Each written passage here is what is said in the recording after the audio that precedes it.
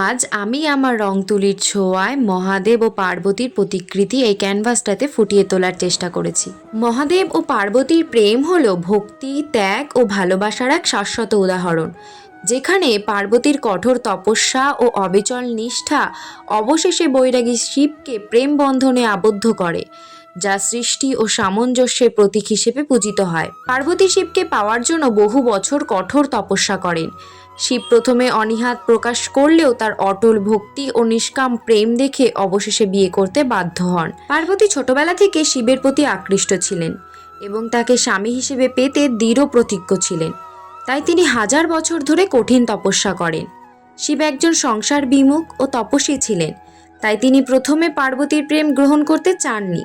এমনকি এক সন্ন্যাসীর ছদ্মবেশে এসে পার্বতীকে বোঝানোরও চেষ্টা করেন। পার্বতীর অটল ভক্তি, ত্যাগ এবং নিষ্কাম প্রেম দেখে শিব মুগ্ধ হন, তার হৃদয় গলে যায় এবং তিনি পার্বতীকে স্ত্রীরূপে গ্রহণ করেন।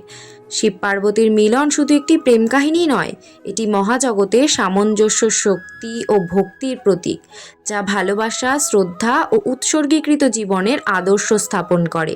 পার্বতী ছাড়া শিব অসম্পূর্ণ এবং শিবের উপাসনা পার্বতীকে ছাড়া অসম্পূর্ণ বলে মনে করা হয়। আমার কথা বলায় আর প্রথমবার ক্যানভাসে ছবি করার কারণে কোনো ভুল ত্রুটি থাকলে মার্জনা করবেন। কেমন হয়েছে অবশ্যই কমেন্টে বলে যেও।